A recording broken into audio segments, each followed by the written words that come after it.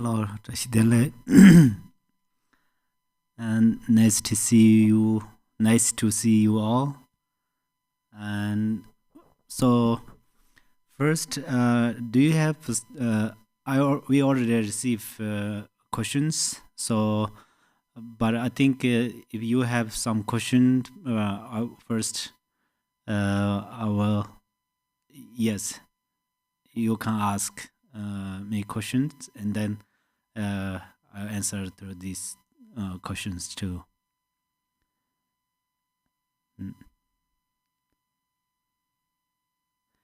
If you have question, please raise. Oh yes. Thank you, Khenpo. I don't know where we are in the text.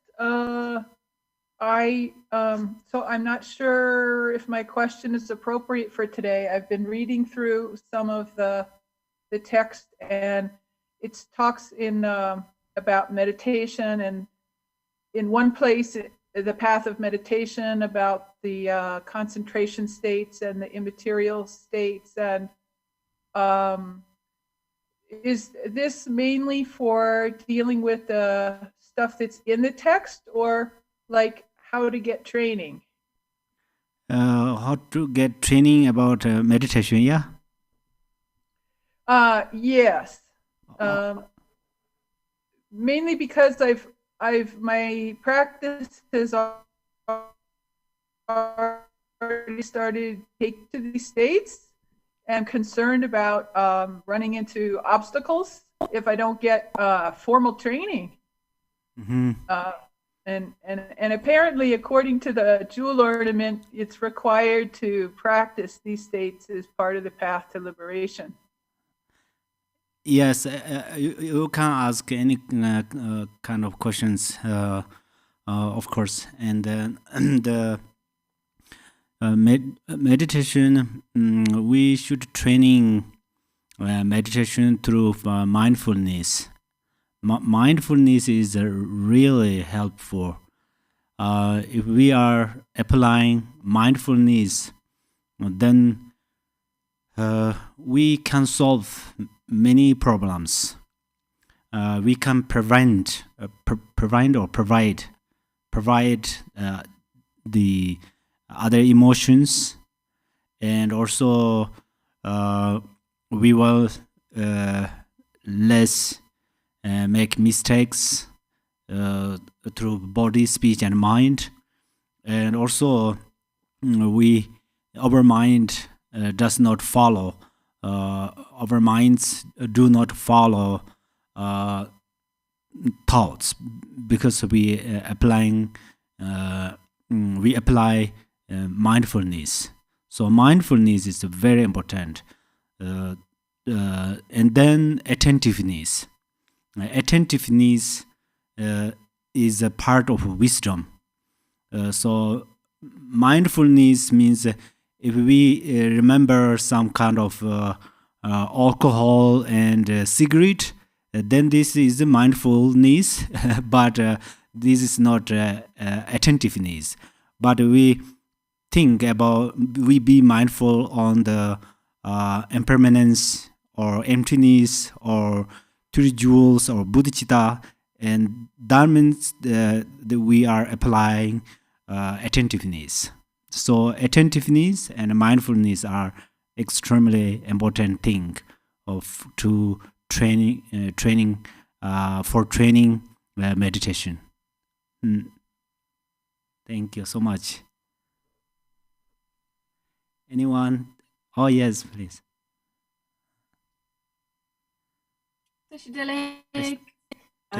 I have questions concerning the last jewel ornament teaching you gave, and we were talking about virtue. And I learned in Pao Tayo, in the Theravada tradition, when I was there, that we should, positive virtue, good virtue, we should repeatedly think about it. As more we think about it, as more we replay it, it will become bigger, it will be more virtue, it will become more. And sometimes I have the feeling that this is also some kind of self-cherishing, or I don't find sometimes I find it difficult to replay and feel comfortable with this. Is it right? Should we replay positive, good virtue we did, so we make it increase, or is it better to leave it apart and stay mindful in the moment? Oh yes. So mindfulness, meditation has two classifications fundamentally.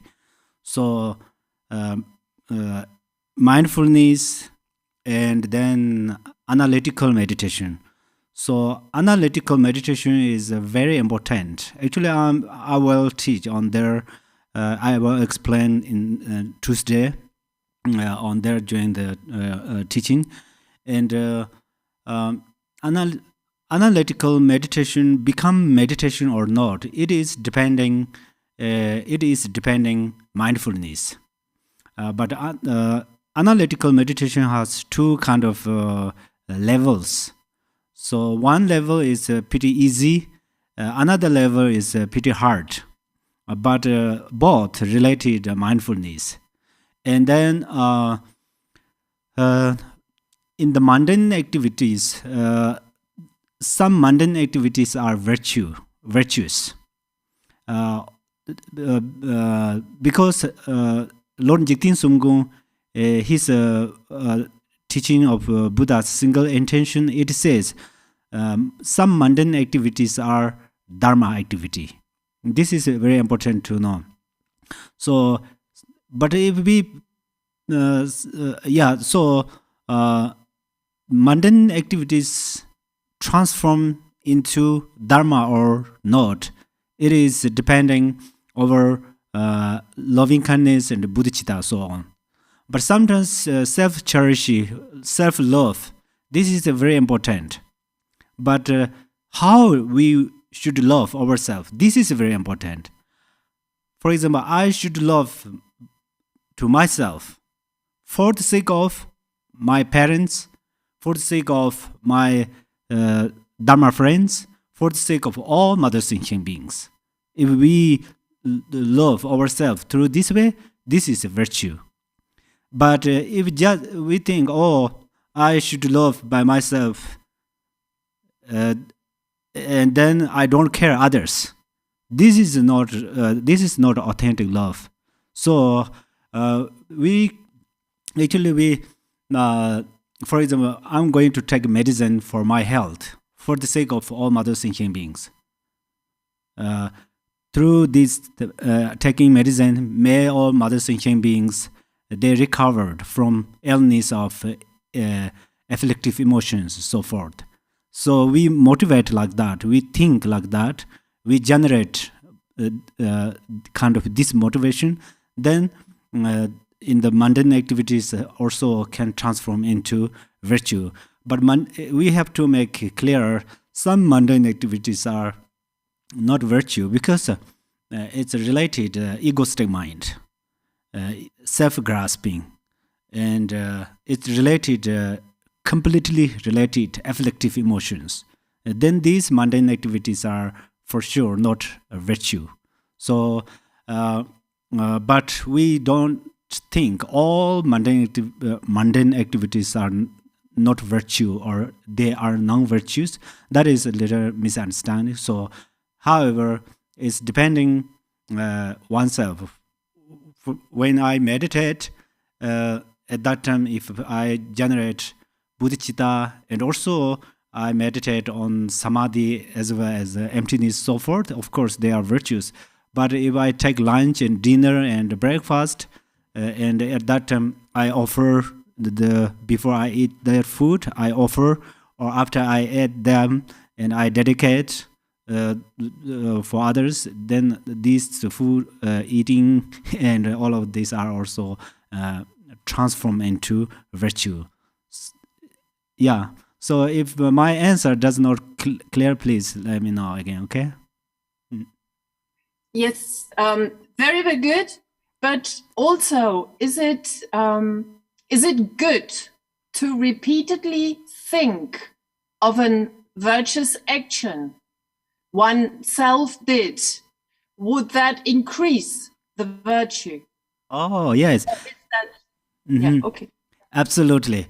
Repeat means actually we recite 100 malas and we do, for example, Hundo practice, we repeat a lot, which means it helps to stability of our mind.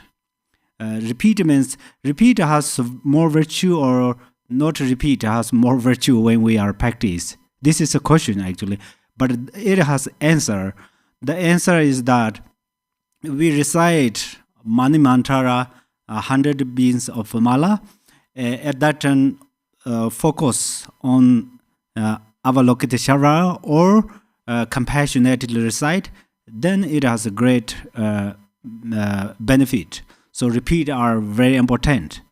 But our mind is completely distractive by different thoughts. But just repeat 100,000 times, then it has less benefit. So actually repeat is the meditation means become familiar. So in the Sanskrit it's bhavana. Bhavana means we repeat something and then slowly it's increase and then we become familiar on there. So we should become familiar. So that's why the repeat has a great benefit, but that we bring this benefit or not, it's depending at that moment how we will focus, and we focus on which subject. These are very important. Thank you very much. Okay. Now we come to the discussion between there. If you have a question, please raise up your hand. Okay. Thank you. Yes. Okay. Khenpo, in February. This question is: can you tell us what will be done for us as people who are students and participants of Buddhism and maybe even GBI specifically? What is done for us to alleviate suffering and to benefit us? Do you burn juniper? Are there prayers or pujas that you say? We would like to know more about what practices help us alleviate suffering and for our benefit. Yes, generally we recite different sadhanas, and we do burning junipers. They also greatly benefit, but fundamentally we should understand the essence of the suffering. At the first, let me say that if we are suffering, we suffer, we don't think that is a very negative, or this is a very serious or unnecessary thing. We don't think, because for example, today if I'm getting sick, then if I think, oh, this feeling is my teacher, it really teaches me, because it's number one is it teaches me, it introduce me the suffering or samsara, the nature of samsara. Nature of samsara. Another is if today I'm getting sick as well as a headache or something, then it purifies my non-virtue. So if we cultivate cause of non-virtue, then definitely this result happens sooner or later, actually. So that's why if today I have a headache, and that means I already did some non-virtue. So non-virtues. So today I'm a headache, but through this feeling, then in the next life I will not more suffering. So there is a special way of thinking. On this human body, if we get sick or we get some problems, this is not so bad. Because then at the same time we have a special wisdom, a Dharma wisdom, and a special way to cultivate good karma.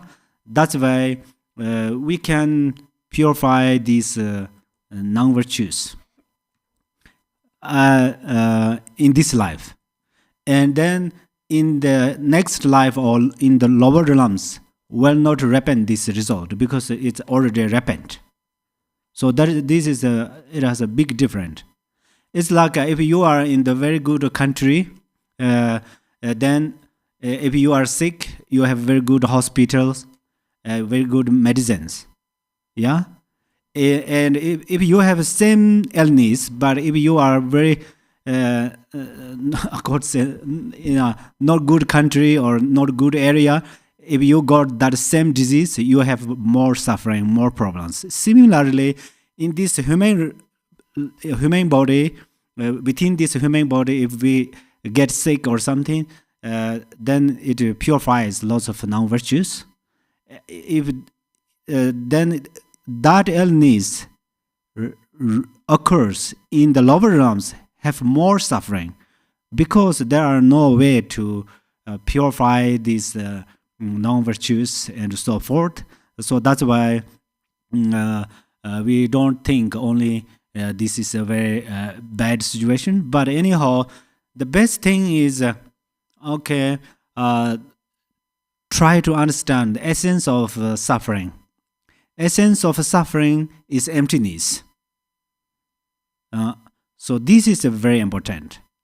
But the essence of suffering is emptiness. We were not able to understand. We thought that suffering is real suffering. Many people think like that.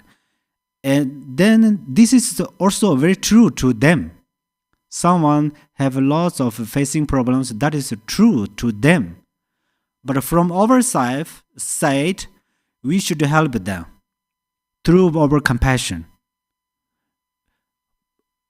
That suffering occurs in our life, then we don't be upset. Oh, this is a very serious suffering. It is unbelievable suffering, and I'm going to suicide. These thinkings are wrong. When this, however, the sufferings occurs in our lives, then we try to understand the essence of suffering, because the essence of suffering are emptiness. If those sufferings occur on others' life, in other people or other beings' life, then we should generate compassion and use Dharma wisdom and try to help them, try to liberate them from this suffering. Yeah, this is very important. Thank you, Khenpo.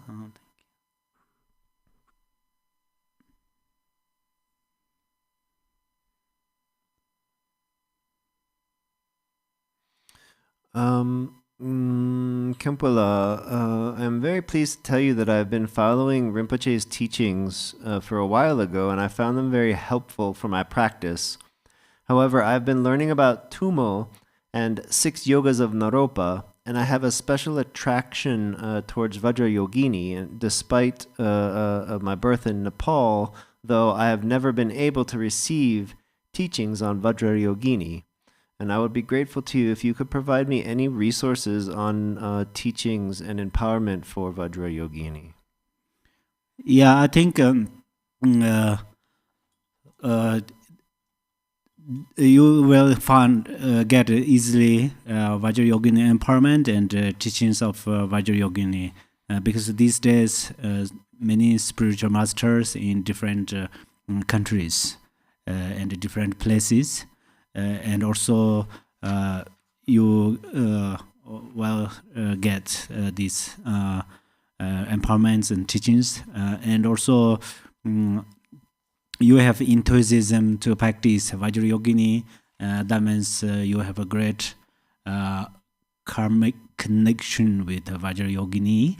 So you practice it, and it has a great blessings. Thank you. Thank you, Khenpo. Khenpo, could you please explain so the quote is that the best prostration is prostrating with a non-duality, not adopting and not rejecting, not meeting or parting. And there is no difference between the one who prostrates and the one who receives the prostration. How do we best practice this? Prostration, yeah? Yeah. That might not be on your piece of paper there. Oh, yeah. So what is the best, how do we best practice prostrating non-dually? Oh, non-dually, prostrating non-dually means prostrating has three, okay? You prostrate with your body, which means you do these actions, yeah? Holding the hand together and so forth. That purifies your non-virtue of your body. And then prostration of speech, which means you recite mantras and praise to the gurus and Buddha, Dharma, and Sangha, Yadam deities, so forth. And also you say very politely with your Dharma friends or all, even though your pets and so forth, and less scold them, less harsh word them, and those are also including prostration of the speech. And then prostration by mind means actually faith. This is the faith is the how to faith in Buddha, Dharma, Sangha, or Guru, Yadam, and Dakinis. And then non-duality means you're through your body, speech, you act, yeah. And then through your mind, you should realize that Buddha, three jewels, or refuge field, and your mind are no different. No different. Your mind, this number one, these three jewels or refuge fields, they appear from mirror of your mind. But still you have another stage. They first should appear. They should appear from your mind because they appear from your mind. Your mind is like an empty space, and they are like a sun, moon, and stars. But then non-duality means you don't want to make it, oh, this is non-duality. These two things become one. This is non-duality. This is not non-duality. Non-duality means you completely dissolve into your mind completely dissolve into the emptiness. Your mind completely dissolve into the emptiness means, for example, when you do prostration, your body becomes like a moon's reflection in the water. So you will not tired. There is no tired. But still you can do prostrations.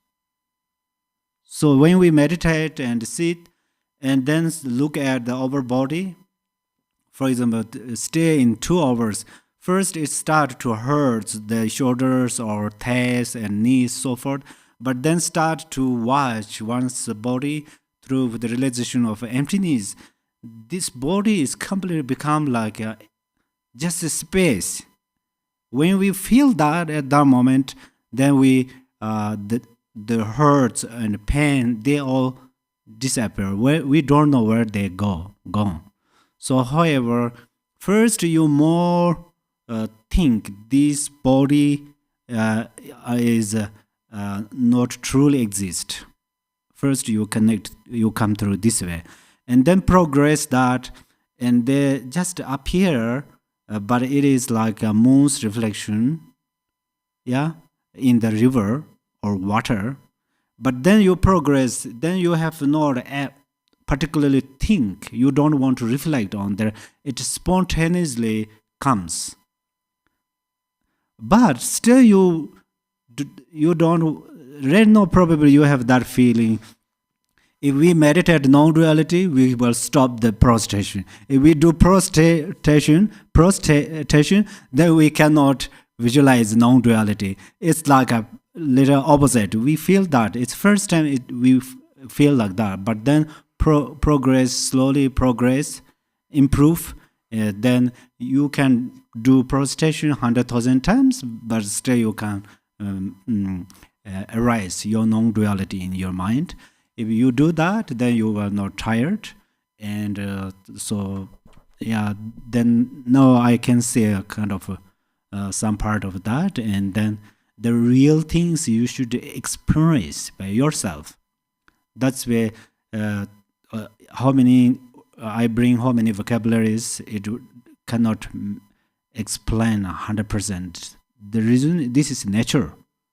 Why I could not explain that this is nature, because you should experience by yourself. So that's why when we liberate from samsara, we should liberate ourselves. Of course, there are many methods of Buddha's teaching and Mahasiddha's the instructions, path instructions, but basically ourselves practice, meditate, experience, and then through this way we will gain these realizations. Okay. Oh yes. Trang asked in the chat, he wants to ask a question. Can you unmute, or do you need to use chat?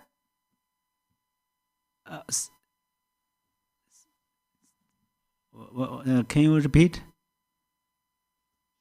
One of the other students in the chat wants to ask a question. So, Trang? Oh, please. Who raise a hand? They don't have their face. They're just their name. Trang Saras. Oh, yes. Oh, here it is. Wait a second.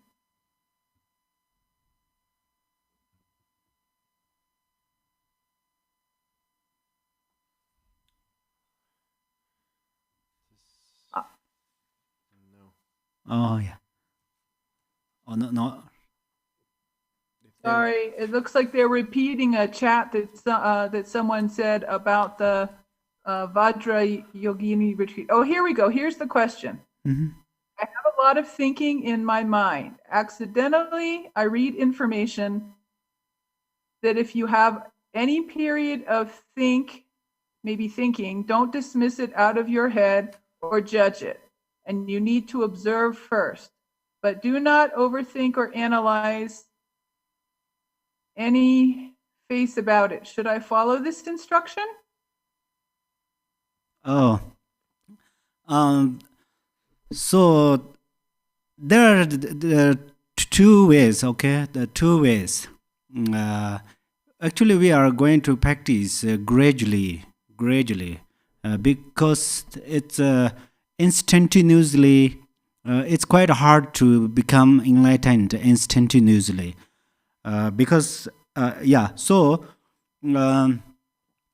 when you meditate on shamatha, first you training stabilization of your mind. At that time, you don't want to analyze more.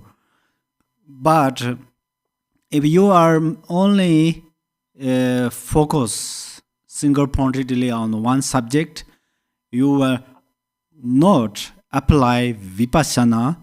Then it's hard to accomplish higher realization. So that's where sometimes you have to apply analytical meditation. sometimes you have to apply mindfulness. So these both are like two feathers of a bird. So these both are important. This both you understand by yourself. If you have more like a dryness and so forth, and you should apply the analytical meditation. If your mind is completely scattered, and then you more focus on the stabilization or mindful, the shamatha. So, however, these both methods are very important. When you visualize the Yidam deities, also there are generation stage as well as Vajrayogini. When you first you make friend with the Vajrayogini. If you are going to make a friend with the Vajrayogini, you should know Vajrayogini, yeah? So that's where you become, focus from Vajrayogini's crown to the feet, between whole body. And then when you close eyes, immediately she can appear in your mind. But still you think this is a real Vajrayogini, that means your fixation. So you should liberate from that fixation. For that reasons, you after you she appears in your mind when you close your eyes, and then you training her body is like a rainbow or moon's reflection, and then step by step increase. So these both are important. Okay. Thank you.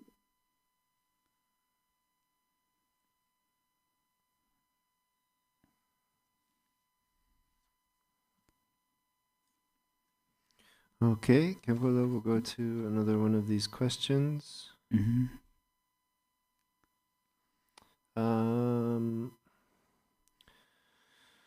Rinpoche quoted from Great Liberation Sutra saying, "It is of greater benefit to spend a single session in meditative concentration than it is to liberate the lives of all sentient beings in the three realms. I have listened over and over to that teaching, and I don't fully understand it. I know it's very important, but I can't fully grasp it." Rinpoche said that Buddha nature reveals itself when you're in a state of undistracted mindfulness. He said you gain ultimate level of merit from this, and ultimate level merit is thousands of times more powerful than relative level merit because it is stored in the treasure house of the Buddhas. Can you please explain this?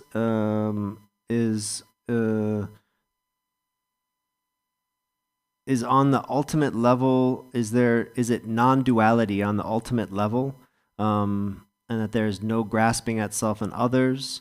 On the ultimate level, does samsara and nirvana not exist?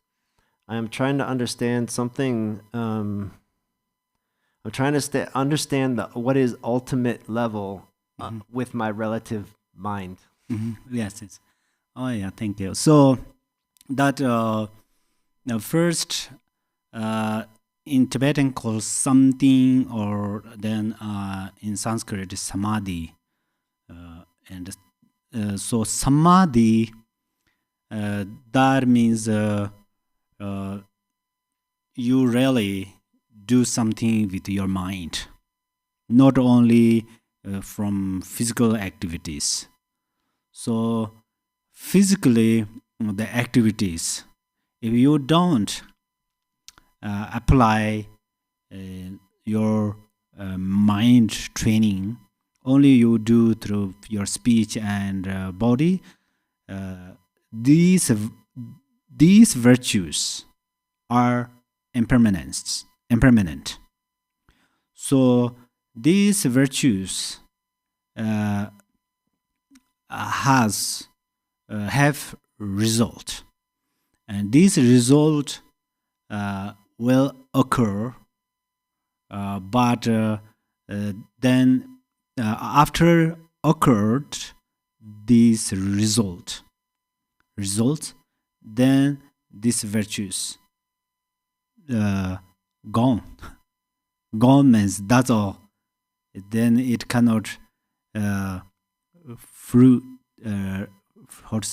or repeatedly give some benefit. And also through mind, we practice with dualistic thinking, then same, these virtues are impermanent. They give happiness. They ripen happiness. But that happiness and the cause of that happiness both are impermanent. So it will exhaust. But when you meditate in the non-duality, then these virtues never exhaust. So these virtues actually we call non-duality, but or ultimate virtue. These are like an empty space. If in the empty space we build a house or put something, we think at that moment this empty space gone, but after we take off these things, this empty space remains there again. We can build another building or so forth. Yeah. Similarly, this ultimate virtue or non-duality, this is a unlimited virtue. This is unlimited virtue, and these virtues result are bliss. These bliss are unlimited. Difference is like that. And so, but basically we accumulate virtues through body, speech, and mind. These are extremely important. It is like if you are the student of college or lower school, the lower schools. So each school or each class have different subjects. In that class, those subjects are very important. For example, if you are learning grammar in one class, Dharma is very important, but if you don't bring their grammar book and if you don't learn their grammar, you learn Dharma there, then you're not able to understand grammar, yeah? So if you are in the class of grammar, you should learn grammar. But then when you are in the university, what is called like a professor or something, at that time you have a special subject. So you should learn this subject. So if you are in the university, then that subjects are very higher. These subjects can change your life or life's careers. But when you are in the lower class, at that time you have some subjects, they are very important. We cannot say these subjects can change your life or your life's careers. So, however, what Rinpoche said on there is first, the virtues has different power. Through the dualistic perception, you accumulate virtues. Definitely there are virtues, result are happiness, but they both impermanence or and not unlimited. They are limited. And when you realize on the you practice Dharma, the realization of non-duality, if you can, then these virtues are unlimited. So this is the 20 something. That's first one. The second one is it's quite similar both. Second one is in the many 100 eons if you accumulate virtues. Okay, I will give you the example. Probably that makes sense. Shakyamuni Buddha, he accumulated merit 3 countless eons. But they all cause of enlightenment. Those merits are definitely need to attain Buddhahood. But only those merit he could not become enlightened. But when he around the 4:30 a.m. he became enlightened because with one realization, which is a non-duality. Hopefully you understand now. So, but Buddha did not accumulate the merits. He will not gain that realization, and then he will not able to attain Buddhahood. But only those merit cannot attain Buddhahood. So main cause to attain enlightenment is his realization of non-duality. So the second part is through this way you try to understand. I think you will. I hope you will understand. If not, then we will talk more in another time. Okay. Sorry. Now the time is running out, so I will try to go do more answer for the question.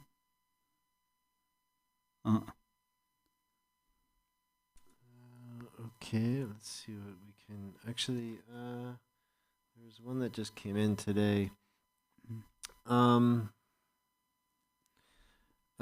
You said something about in your talks. You said something about sealing in the bliss. To seal in bliss. I haven't heard this term before, and everything I've been learning seems to be more geared towards impermanence.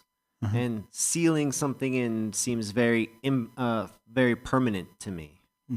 Could you please explain what you meant by the term seal in the bliss, what it means, how it might work, and how do you see it in relation to impermanence?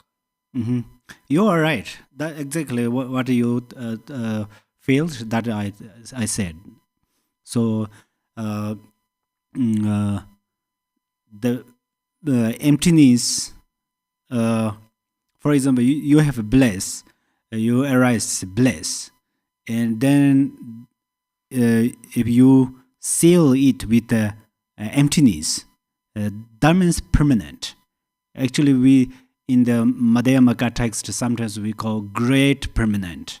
This permanent is not just a label by our mind or our thoughts. This is Dharma Dhatu or Dhammakaya. So that means it's unlimited or unchangeable. So temporary happiness are temporary.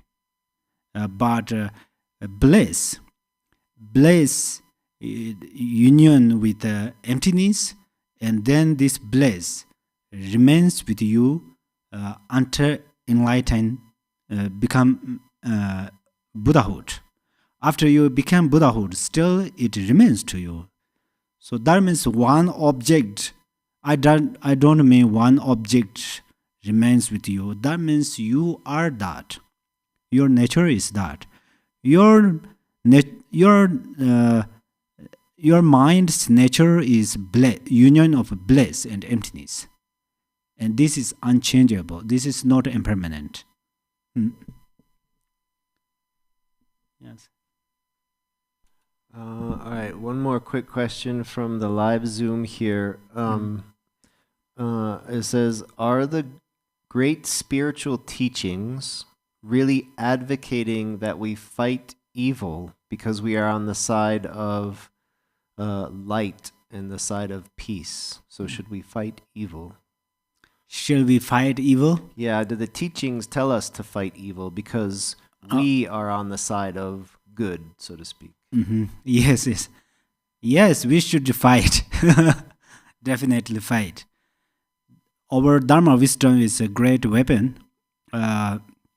This is more powerful than the nuclear weapon, because nuclear weapon cannot explore or cannot crush egoistic mind. But Dharma wisdom can melt egoistic mind. Self-grasping dissolve into the selflessness. So we should fight evil. What are our evils?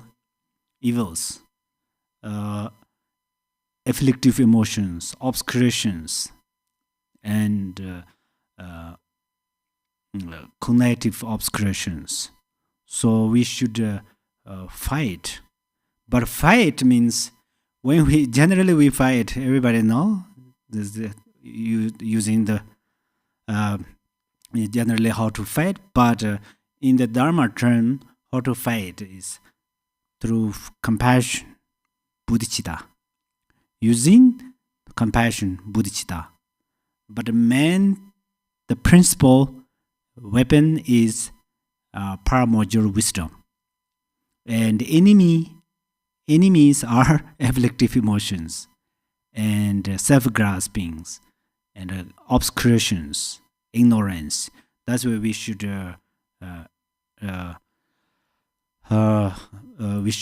purify them.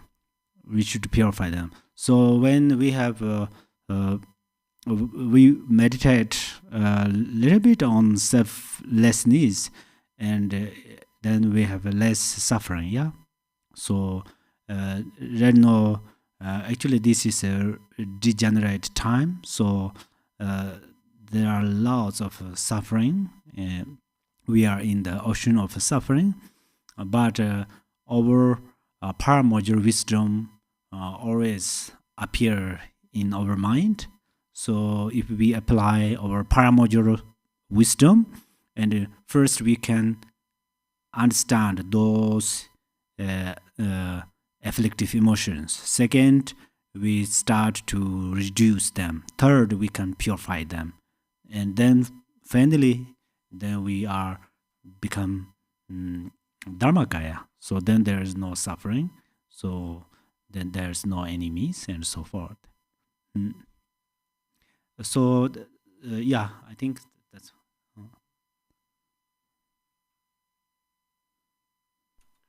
Okay, so I think we're out of time. But for those of you who are in the Zoom, feel free to stay here and you can join us for the guided meditation that will be coming up in the next 5-10 minutes. And thank you, Khenpo, for answering our questions and for the time that you have taken to share with us your wisdom. Thank you so much. Thank you so much, you all, for joining. I deeply rejoice.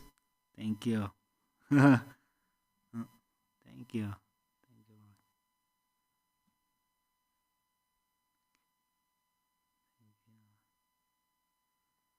Oh, thank you.